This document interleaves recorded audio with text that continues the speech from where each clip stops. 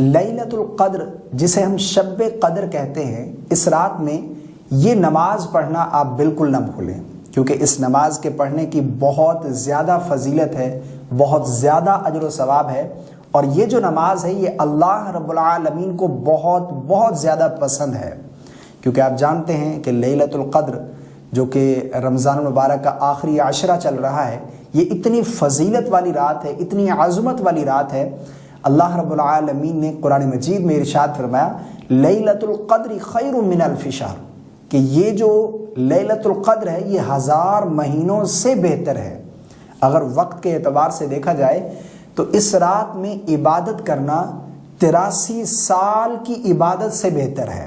ایک رات عبادت کرنا لیلۃ القدر کی 83 سال کی عبادت سے بہتر ہے، اور اس رات میں 1 گھنٹہ عبادت کرنا 9 سال کی عبادت سے بہتر ہے، اور 1 منٹ عبادت کرنا لیلۃ القدر میں یہ 55 دن کی عبادت سے بہتر ہے، اور 1 سیکنڈ عبادت کرنا، جسٹ 1 سیکنڈ، یہ 22 گھنٹے عبادت کرنے سے بہتر ہے۔ اتنی زیادہ فضیلت ہے اس لیلۃ القدر کی، تو ہمیں اس رات میں جاگ کر عبادت کرنی ہے۔ اور یہ جو رات ہے ہم یہ سمجھتے ہیں کہ شاید 27 کی جو شب ہے یہی لیلۃ القدر ہے۔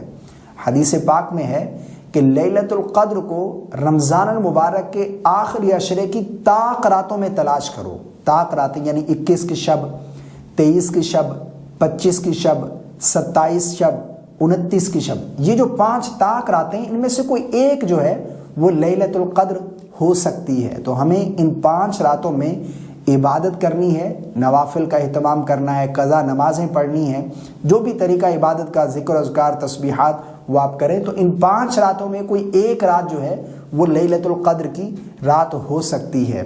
وہ کون سی نماز ہے؟ اس نماز کے پڑھنے کا طریقہ کیا ہے، نیت کیسے کریں گے، کتنی رکعت پڑھیں گے، اس حوالے سے جان لیجئے کہ اس نماز کے پڑھنے کا کوئی خاص طریقہ نہیں ہے۔ اس نماز کے پڑھنے کا بالکل آسان طریقہ، یعنی جس طرح 2 رکعت پڑھتے ہیں، یعنی تکبیر تحریمہ کہیں گے، اللہ اکبر کہہ کر آپ نے ہاتھ باندھ لیے، ثنا پڑھیں گے، اعوذ باللہ، پھر بسم اللہ، پھر سورہ فاتحہ پڑھیں گے، پھر کوئی سورت ملائیں گے۔ اس میں کوئی خاص صورتیں بھی نہیں پڑھنی، جو بھی آپ کو صورتیں یاد ہیں۔ مان لو آپ کو ایک صورت یاد ہے، سورہ اخلاص، قل هو اللہ احد، تو آپ ایک ہی صورت ہر رکعت میں پڑھ لیں، ٹھیک ہے، کوئی حرج نہیں، نماز ہو جائے گی۔ ایک رکعت کمپلیٹ کی، دوسری رکعت میں بھی اسی طرح سورہ فاتحہ پڑھیں گے، پھر کوئی صورت ملائیں گے، رکوع، سجود، قعدہ بیٹھیں گے، تشہد، درود، دعا پڑھ کر سلام پھیر دیں گے۔ اسی طرح ہم 2 رکعت کر کے 12 رکعت پڑھیں گے۔ اور اس نماز کے پڑھنے کی نیت کیا ہے، نیت کیسے کریں گے، نیت کرنے کا کیا طریقہ ہے؟ نیت جو ہے یہ اصل دل کا پختہ ارادہ ہے، دل کے پختہ ارادے کو نیت کہتے ہیں، ٹھیک ہے۔ نیت کریں گے کہ میں نے نیت کی 2 رکعت نماز تہجد کی واسطے اللہ تبارک و تعالیٰ کی۔ یہ جو نماز ہے یہ تہجد کی نماز ہے، یہ اللہ رب العالمین کو بہت زیادہ پسند ہے۔ جہاں ہم دیگر نوافل کا اہتمام کرتے ہیں تو تہجد کی نماز کا بھی ہمیں ضرور اہتمام کرنا چاہیے۔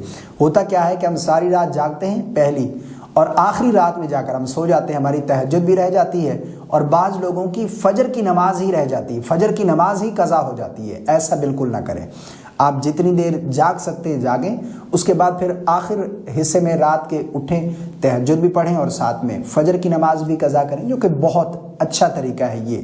اگر پوری رات کرتے ہیں تو زیادہ بیسٹ ہے۔ پوری رات اگر آپ عبادت کرتے ہیں تو اس رات میں عبادت کرنا، جس طرح میں نے بتایا کہ 83 سال عبادت کرنے سے بہتر ہے، تو تہجد کی نماز یہ ہم نے ضرور ادا کرنی ہے۔ اس نماز کی ہم 12 رکعت بھی پڑھ سکتے ہیں، اگر وقت کم ہے آپ کے پاس 10 پڑھ لیں، 8 پڑھ لیں، 6 پڑھ لیں، 4 پڑھ لیں، 2 رکعت بھی آپ تہجد کی پڑھ سکتے ہیں۔